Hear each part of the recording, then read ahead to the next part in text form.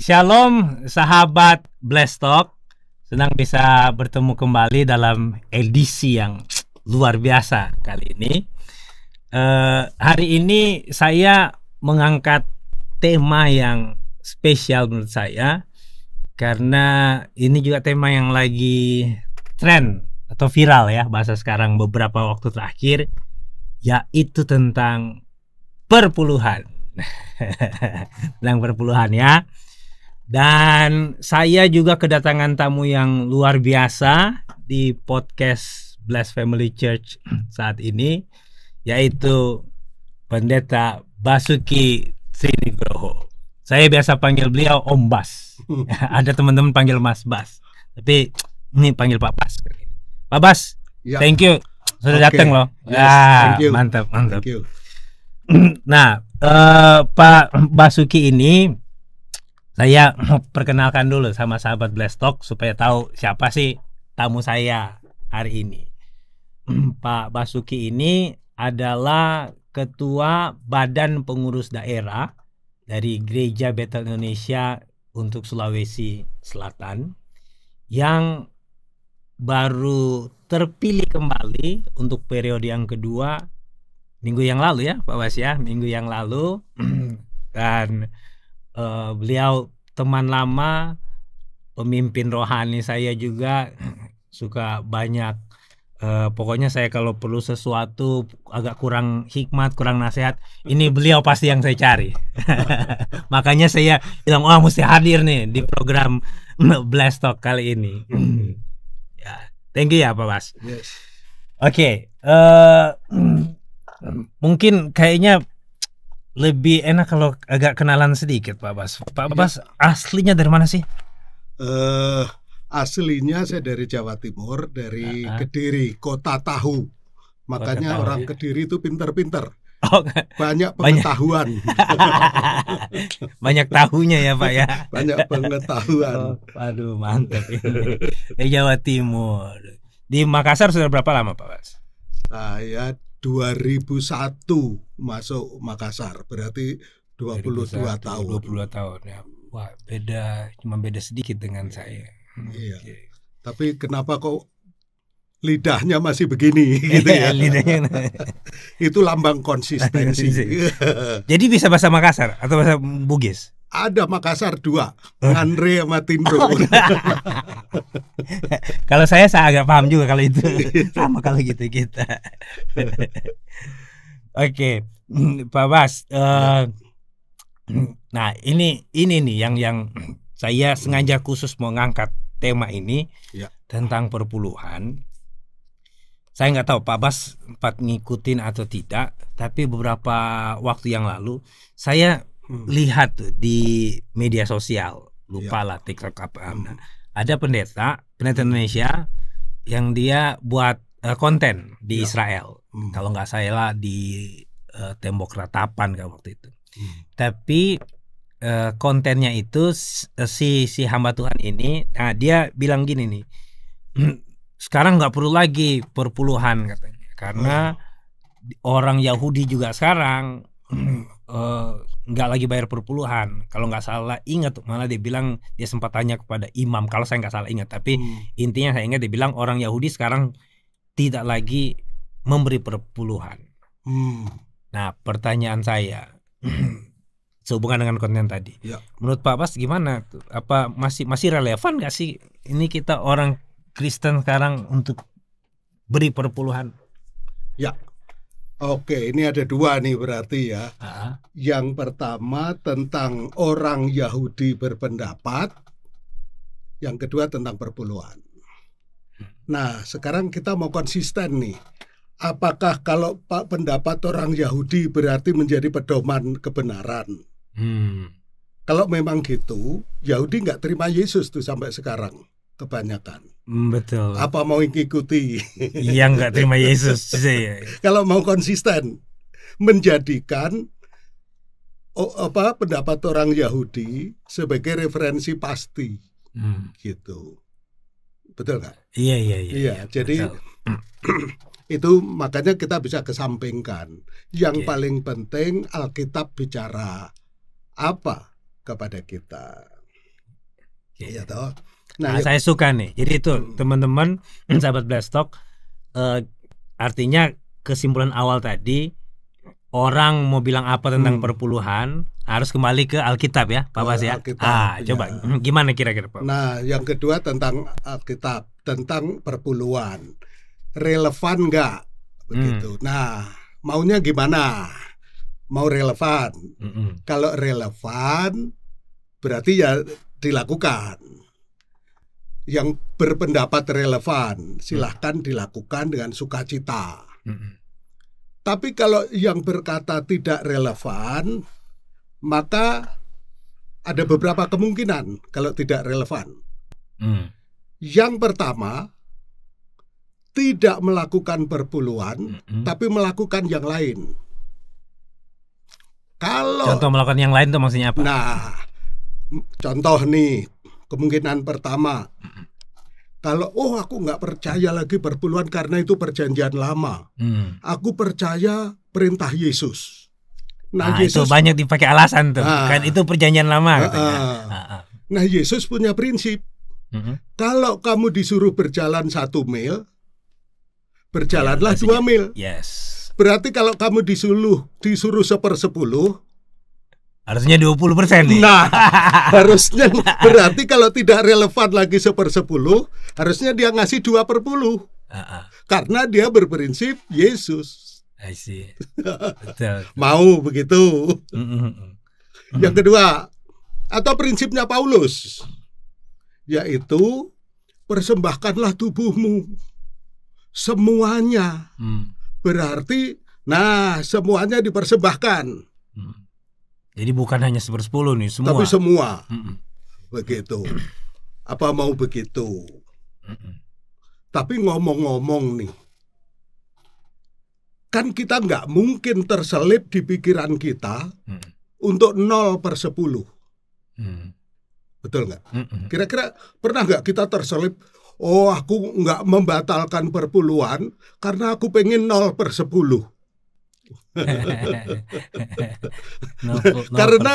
Karena kita mau mengacu ke ayat yang mana 0/10. Kalau 2/10 ada. Kalau mau mempersembahkan semua ada. Tapi kalau 0/10, saya belum tahu tuh ayatnya ada. Gak ada dasar firmannya. Jadi kalau ada orang yang nggak memberi perpuluhan karena itu tidak berlaku lagi, berarti pilihannya 2/10 atau 10/10 atau yang lain. Nah, mau yang mana tuh? Ini bicara tentang anu aja nih, apa ya, kita apa istilahnya gampang-gampangan begitu ya, gampang-gampangan.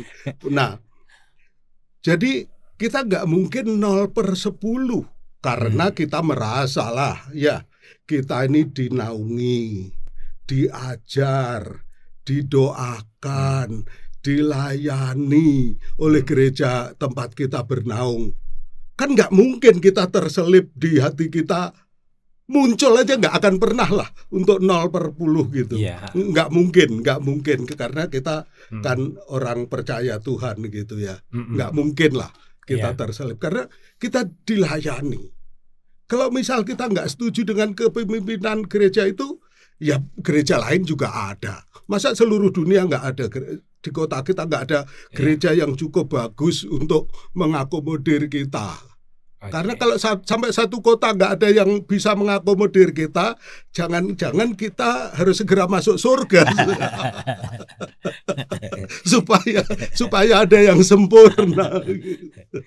Nah, Pak Bas, mumpung saya lagi lihat ini Gereja Bethel Indonesia, ya. Dari GBI sendiri gimana sih tentang hal ini?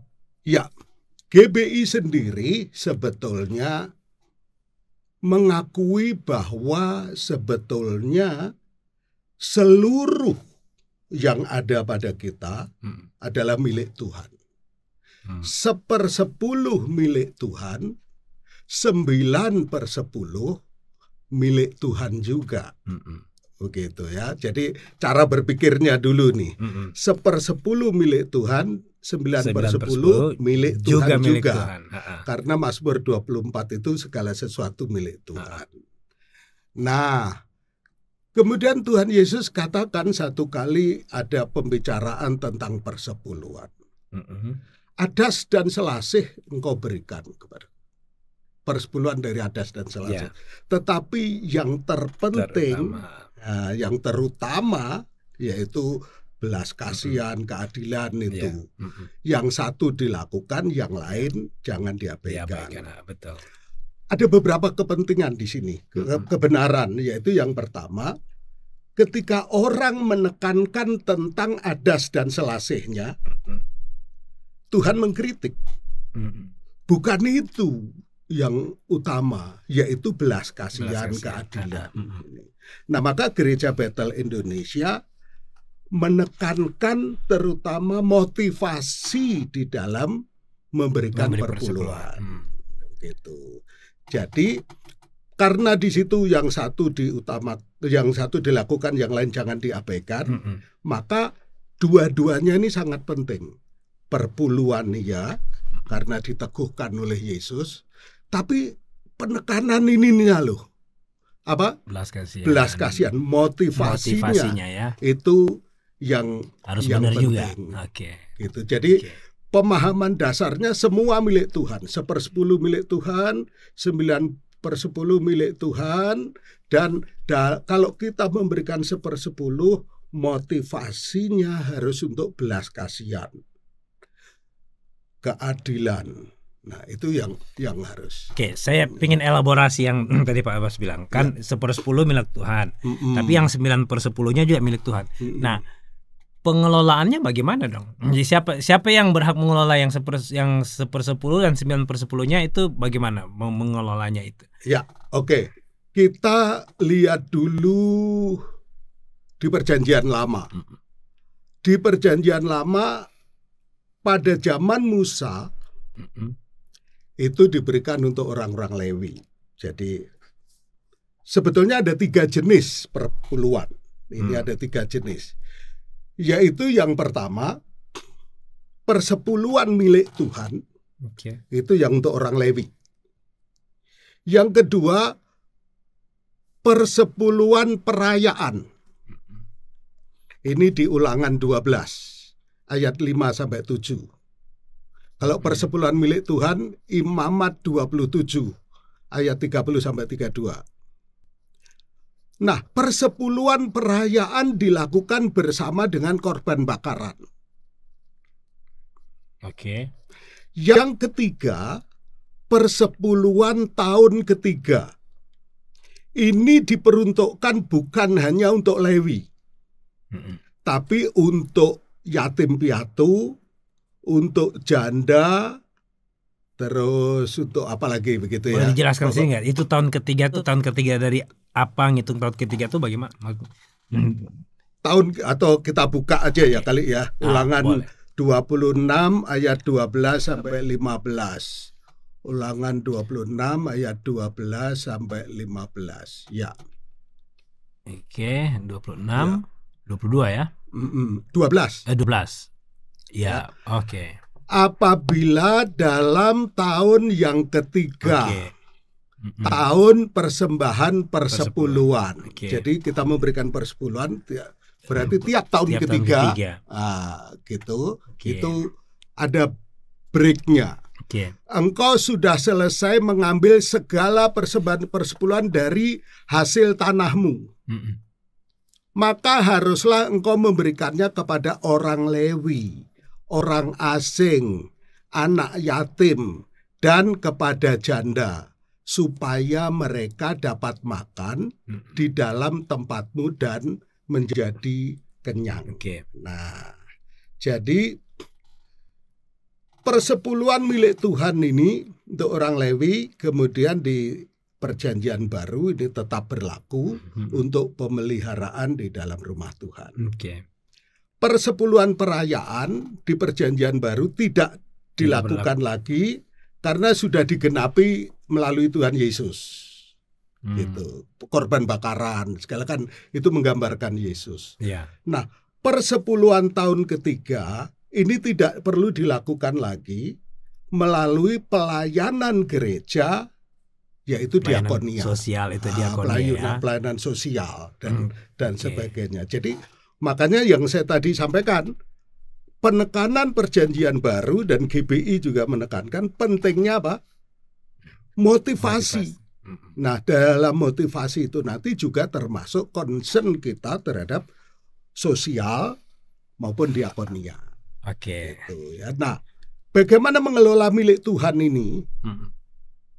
Ini ada di Nehemia 10 ayat 13 mulai. Nehemia 10:13 ya. Oke.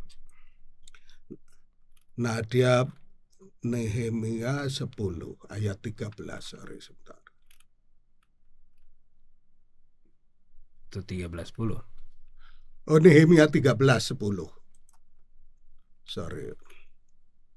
Ya, 13:10 ya. Juga kudapati bahwa sumbangan-sumbangan bagi orang-orang Lewi tidak pernah diberikan. Sehingga orang-orang Lewi dan para penyanyi yang bertugas masing-masing lari ke ladangnya. Nah, ini ada kasus nih. Jadi ini rumah Tuhan nih. Ini ingat, jadi Nehemia dari pembuangan kemudian membangkitkan baru bait Allah baru bersama Esra dan sebagainya. Terus didapati pelayan-pelayan pada nggak ada ini, pada kerja lagi. Nah, maka Nehemia katakan begini, 13 ayat 11. Aku menyesali para penguasa, kataku, mengapa rumah Allah dibiarkan begitu saja? Lalu kukumpulkan orang-orang Lewi itu dan kukembalikan pada tempatnya. Nah, ayat 12. Maka seluruh orang Yehuda membawa lagi persembahan persepuluhan daripada gandum, anggur, dan minyak ke perbendaharaan. Jadi ini dibawanya ke perbendaharaan rumah Tuhan. Kedua, 13. Sebagai pengawas-pengawas perbendaharaan, kuangkat Imam Selemia dan Sadok, seorang ahli kitab, dan Pedaya, seorang Lewi. Sedang Hanan bin Zakur bin Matanya diperbantukan kepada mereka, karena mereka orang-orang itu dianggap setia. Mereka diserai tugas untuk mengurus pembagian kepada saudara-saudara mereka. Nah, dari sini ada beberapa catatan nih. Pertama, adanya perbendaharaan. Gitu. Saya nggak tahu ya teman-teman yang lain. Saya belum pernah menemukan di Alkitab perpuluhan itu diberikan kepada seseorang. Belum pernah tahu.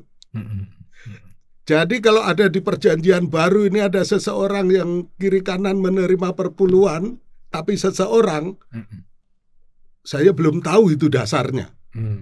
Kalau lembaga ada contohnya, tapi sifatnya institusi. Misal yang di zaman Musa orang-orang Lewi, di zaman ini dalam perbendaharaan. Jadi tidak kepada pribadi.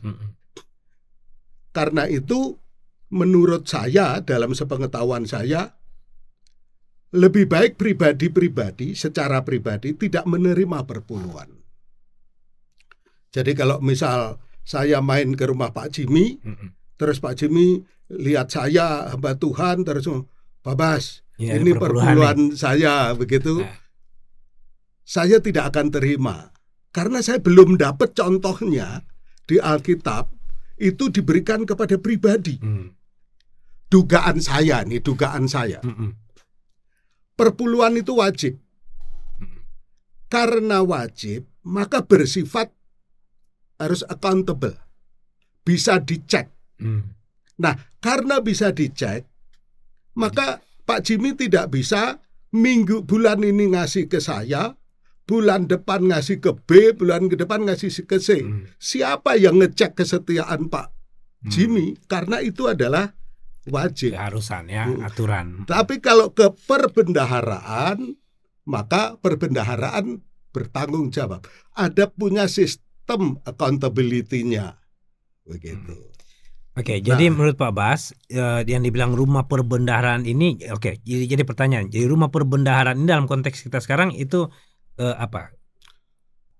Rumah perbendaharaan di situ adalah sistem keuangan di dalam gereja yang terdiri tidak oleh satu orang. I see. Gitu, karena di situ dikatakan sebagai pengawas perbendaharaan kuangkat imam, Selemia dan Zadok. Ada unsur imam.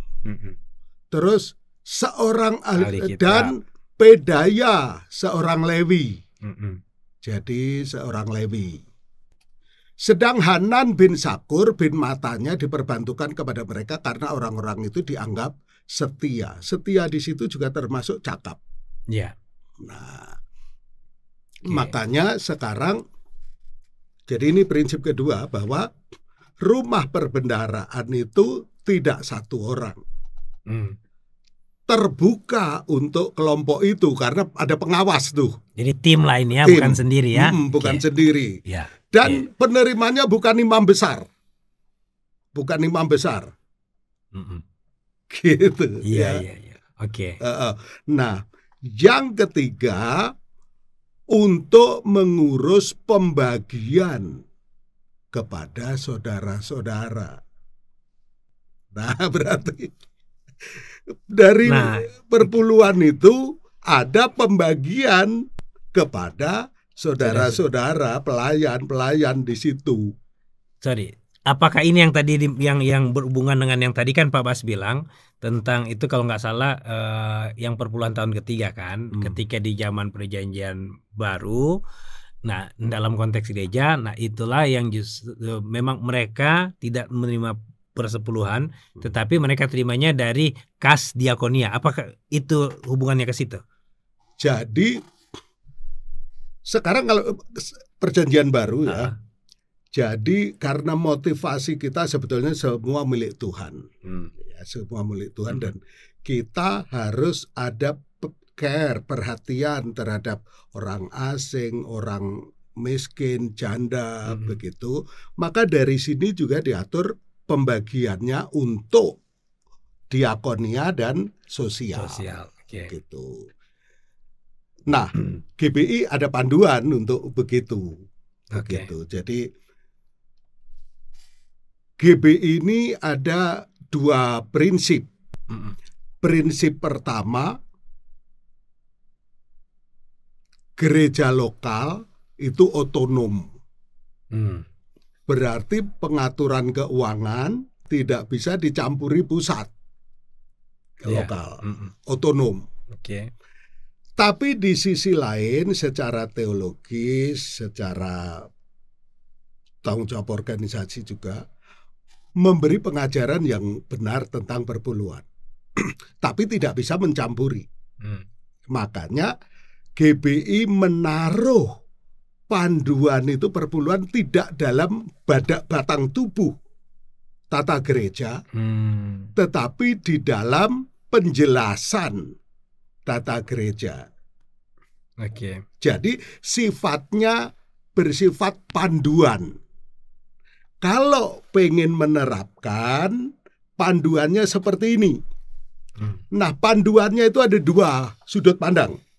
Terserah mau pilih yang mana. Yang pertama, panduannya berdasarkan pemasukannya. Uang masuk. Kalau misal 50.000 sampai 500.000, sepenuhnya 10% diberikan ke pusat, 90% diatur gembala. Tapi begitu 500.000 sampai misal 5 juta, sudah melibatkan bendahara. Gitu. Karena ada klasifikasinya ya. Yang pertama berdasar pemasukan. Nah, cuma masalahnya GBI anggotanya bukan hanya di kota, tapi juga ada di desa. Dan di luar negeri. Ada juga di luar negeri.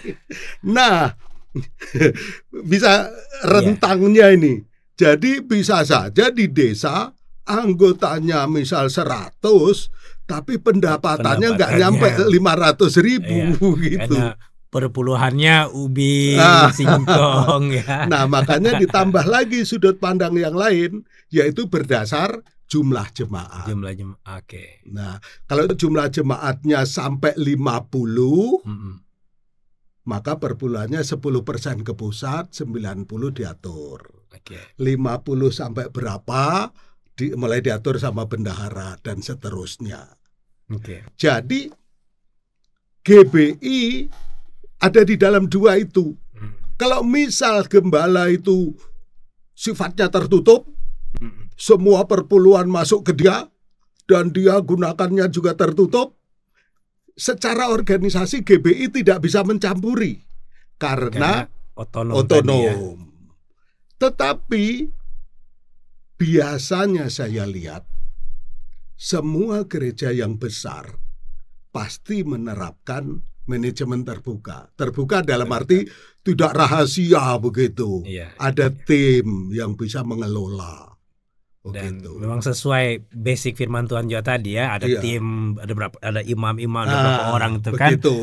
Jadi nggak sendiri ya. Yang Nehemia ini yang menurut saya juga kita bisa pelajari ini tentang pola penerapannya ini. Gitu. Jadi GBI gitu. Kita bersyukurnya sampai hal detail praktis pelaksanaannya pun ada penjelasannya. Tetapi ya itu tadi. Tapi kok ini enggak, kayaknya itu enggak, karena memang pusat tidak bisa intervensi otonomi gereja lokal itu.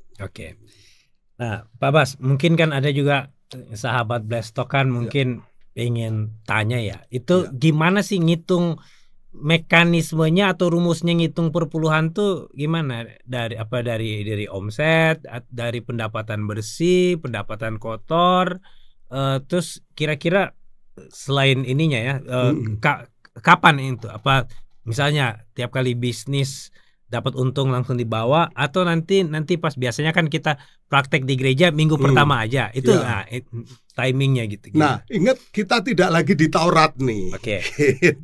Itu yang kita perlu. Makanya GBI juga tidak menekankan Taurat yang perpuluhan harus ini karena sekarang model pekerjaan macam-macam. Income-nya ada yang tidak semua kayak pegawai negeri atau karyawan yang tanggal 25 begitu gajian enggak. Ada macam-macam. Dan jadi GBI juga menghargai itu. Makanya tidak kaku-kaku amat begitu. Saya istri saya juga begitu ya. Istri saya itu setiap bulan tidak sama. Komanya tidak sama ini karena benar-benar dia hitung. Dan saya menghargai dia, orangnya serius sekali gitu. Teliti ya. Dan mungkin karena ya kerjaannya dulu ngatur gitu kali. Jadi benar-benar kalau sampai salah misal 100.000 gitu rasanya dia salah begitu. Nah, tipe saya terus terang nggak bisa kayak dia. Pokoknya ya pendapat income dibulatin. Kira-kira ya seginilah kira-kira, tambah dikit biar nggak dosa kayak Skewa gitu. Kok Skewa siapa? Anania Sapira gitu. Biar nggak dosa manipulasi angka lebih dikit. Jadi nggak kaku-kaku amat begitulah begitu. Tapi kan kita sebetulnya kita ginilah ya. Mau kita bikin rigid detail, kalau memang dasarnya nggak mau ngasih. Jadi kembali ke hati nih ceritanya motivasi dalam memberi. Akan tetap aja bisa kita utak-utik. Tapi kalau memang dasarnya kita mengasihi Tuhan ya. Ini yang penting. Kita juga misalnya kadang-kadang Bapak Suki, kita kerja kadang-kadang untung, dagang kadang-kadang rugi. Kadang-kadang kita kan ya usaha, kita sisihkan dana untuk investasi juga. Apa investasi juga diperpuluhin? Karena ini kan bagian dari keuntungan. Wah, macam-macam lah. Betul. Gitu, betul nggak? Betul. Jadi Kita enggak, menurut saya. Kalau istri saya enggak, tetap dia karena memang dia begini. Tapi kalau bagi saya itu kembali ke hati lah. Kita sudah enggak lagi ada di dalam hukum Taurat begitu. Jadi supaya gini loh, jadi Kristen itu sebetulnya ya happy aja gitu, jangan terlalu. Nah, gini, tadi kan Pak Bas sempat singgung tuh ayat di Matius 23 ya, yang tentang yang Yesus menegur mereka yang ahli-ahli Taurat kan, yang dibilang gini, hai kamu orang munafik, sebab persepuluhan dari selasi, adas manis dan jinan kamu bayar. Nah, betul. Dalam konteks sekarang, kalau misalnya orang kasih saya iPhone misalnya seharga 20 juta, itu apa mesti potong per bulan atau gimana? Atau tiba-tiba saya dapat mobil seharga 100 juta, itu gimana tuh? Iya, nah itu memang ya seperti saya katakan tadi ya, ada orang yang memang hati nuraninya begitu ya. Dengan teliti, kembali lagi istri saya tipe begitu. Ya, istri saya tipe begitu. Tetapi kalau mau konsisten, Pak Jimmy saya traktir makan. Pak Jimmy kan bisa hitung. Kasih perpuluhan nggak? Iya. Tadi makannya berapa ya? Kayaknya habis 300.000.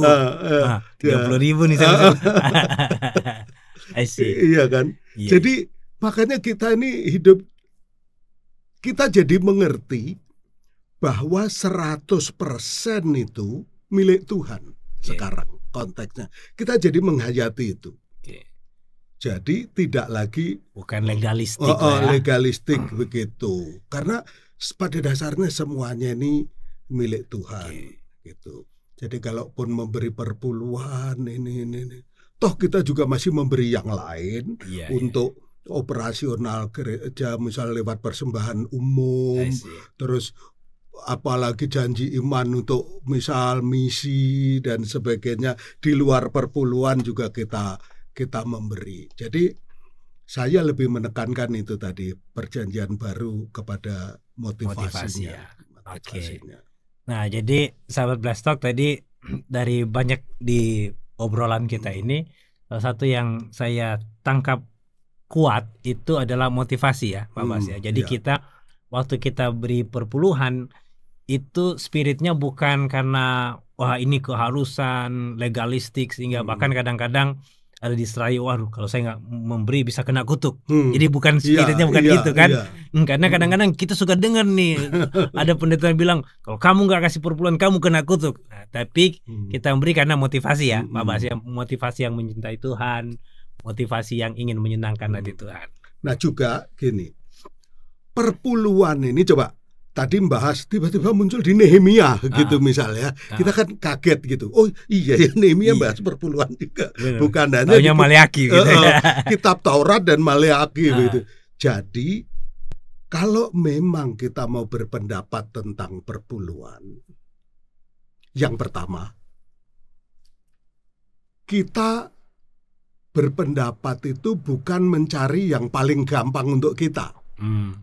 Cari yang gak nyusahin kita, itu kira-kira pendapat perpuluhan yang mana. Nggak gitu. Tetapi yang benar yang mana. Kedua, ternyata perpuluhan itu ada di banyak tempat. Dalam konteks ini dan seterusnya. Nah,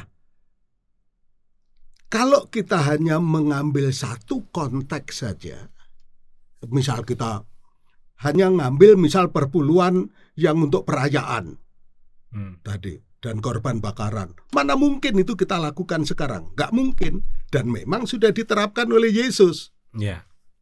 Maka kalau kita hanya ngambil konteks itu, benar, berarti sekarang udah nggak ada perpuluhan lagi, gitu. Atau perpuluhan tahun ketiga.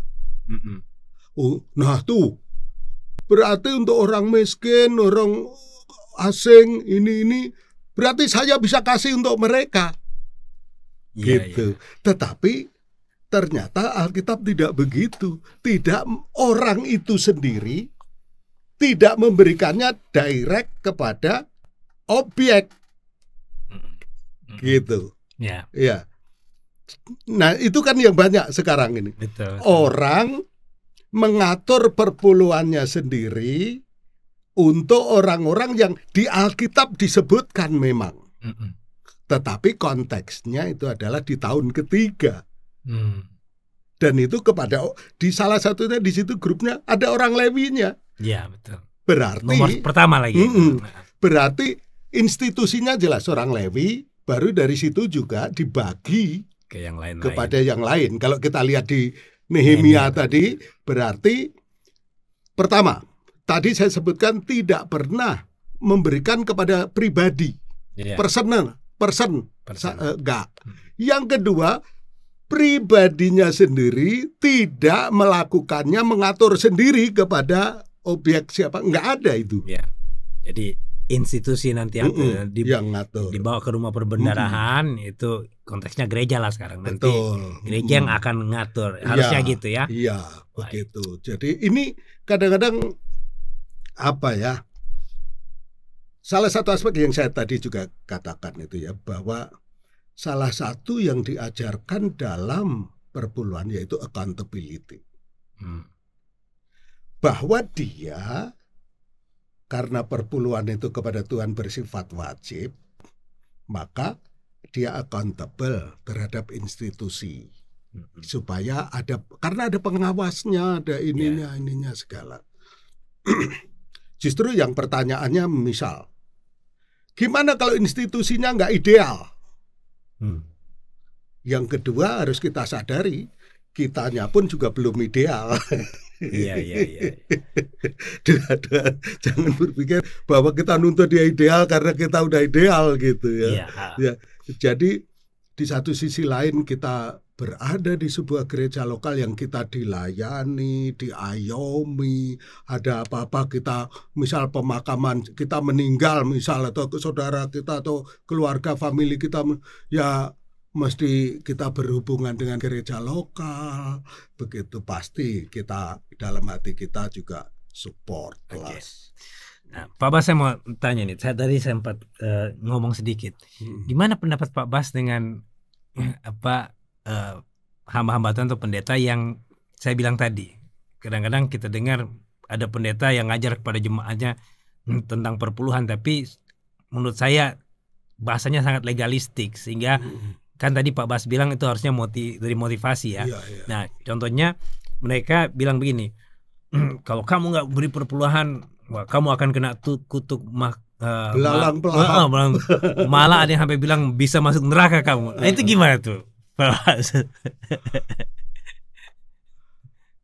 Kalau menurut saya tidak akan mengajarkan begitu ya. Saya memilih tidak akan mengajarkan begitu. Saya kurang tahu pertimbangan yang hamba berbicara itu ya. Mungkin ada pertimbangan apa yang saya belum tahu. Tapi kalau saya pribadi tidak akan mengajarkan begitu. Baik kepada jemaat, kepada organisasi GBI. Kalau ditanya teman dekat juga tidak akan mengajarkan yang begitu. Saya belum tahu lah pertimbangan yang berbicara itu apa, itu bukan bagian saya menilai ini. Tapi saya tidak akan melakukan itu. Tidak akan melakukan itu. Karena kan kalau jemaat dengarnya gitu, jadi memberi tuh kok kayak jadi takut. Jadi itu loh. Atau takut atau motivasinya jadi kayak dagang. Ya. Nah. Udah ngasih perpuluhan berkali-kali kok nggak belum dikembalikan berkatnya ya. Gitu.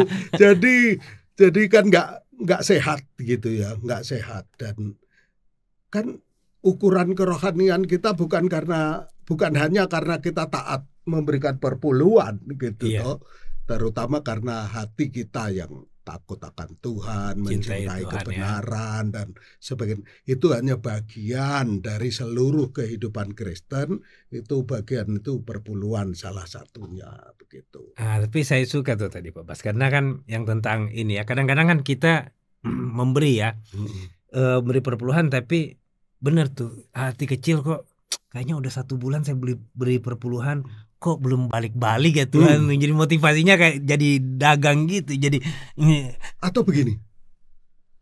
Jadi ini refleks ya, refleks. Saya tahu ini karena refleks. Misal ada ini yang ngomong, Pak Bas, saya itu rajin loh perpuluhan. Tapi kenapa usaha saya nggak maju-maju ya? Nah ini gitu. Ini kayaknya banyak yang ngalami ini. Gitu. Jadi dalam hati kecil kemudian mempertanyakan Tuhan, meragukan Tuhan. Gitu. Kok bisa ya? Saya udah memberi perpuluhan, tetapi kok usaha saya nggak lancar. Begitu. Apa tingkap langitnya dibukanya baru sedikit, belum blak begitu atau gimana gitu ya. Nah makanya kita sebagai orang Kristen harus melihat kebenaran itu secara holistik, secara menyeluruh. Bahwa misal contoh aja tentang keuangan nih. Keuangan kita tidak hanya ditentukan oleh perpuluhan. Gitu. Ngasih perpuluhan kalau nggak kerja, ya nggak dapat duit nanti. Lama-lama habis itu untuk perpuluhan. Jadi ada unsur harus bekerja. Nah, bekerja pun Alkitab banyak menulis bekerja dengan keras. Saya waktu cerita begini ada yang ngomong, bukannya kita diberkati Tuhan waktu tidur, Pak. Mazmur 127. Kan kita ini anak-anak perjanjian, ini kita diberkati Tuhan waktu tidur. Nah, saya ngomong ke dia, iya, ayat yang ngomong diberkati Tuhan waktu tidur itu cuma satu. Tapi yang bekerja keras itu banyak. Nah, ini kan jadi kita punya perspektif yang luas nih. Jadi tidak yang satu ayat yang memang ada kita angkat menutupi banyak ayat yang lain. Itu juga prinsip meanukan Alkitab itu contoh ya.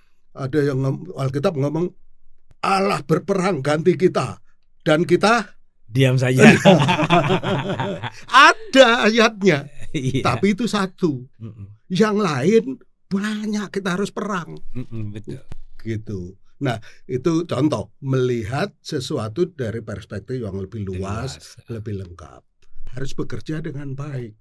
Kedua, harus mengelola dengan baik. Dalam mengelola itu ada belanja, ada investasi, ada menabung, ada memberi. Lah kalau ini bocornya banyak, ya pantas kita ini. Iya. Gitu. Ketiga, bagaimana mengelola hutang. Iya. Nah, karena dalam ini kita kenapa Tuhan nggak berkati? Ya, kita pinjol apa begitu mudah hutang sampai akhirnya uang kita untuk nutupin bunga, nutupin ini nggak ngembangin usaha dengan baik, barang-barang di toko nggak ditambah, nggak diperbarui, teknologi nggak diperbarui. Nah akhirnya begitu. Jadi nggak boleh hanya satu sisi. Tidak melihat dari satu sudut saja. Memang janji Tuhan memberi perpuluhan, diberkati oleh Tuhan, tingkap-tingkap langit betul. Tapi ada kebenaran yang lain yang nggak bisa dihilangkan. Nah, menurut saya tantangan kita sekarang bagaimana kita memberi perspektif yang luas tentang keuangan. Dan ini menjadi tantangan bagi kita para pendeta. Kita berpikir bahwa yang bisa mengajar keuangan itu orang perbankan. Terus penasehat keuangan, konsultan keuangan. Nah itu kalau kita pendeta kan ya nggak pantas lah bicara keuangan. Kita merasa nggak layak karena bahasa kita nggak seperti konsultan keuangan yang itu bicara investasi, bicara ini returnnya, apalah bahasanya kayaknya asing bagi kita, gitu. Tapi begini, ini saya share ke teman sejawat saya, sesama gembala nih ya. Kita punya beban yang sama. Kalau kalau kita tidak mengajar jemaat kita tentang keuangan, jemaat kita akan belajar dari dunia tentang keuangan. Betul. Maka prinsip-prinsipnya jangan heran kalau sangat duniawi, karena kita absen di dalam itu. Padahal konon di Alkitab, ayat yang paling banyak membahas itu tentang keuangan. Tentang keuangan, betul. Iya, ada 2.350-an ayat. Yeah. Tentang keselamatan paling 800-an. Tentang doa 700-an. Tentang ratusan.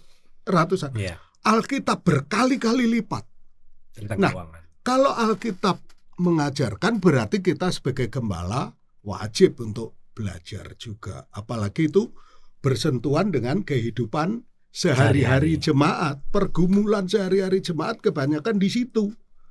Yang kaya bergumul bagaimana memanfaatkannya memuliakan Tuhan.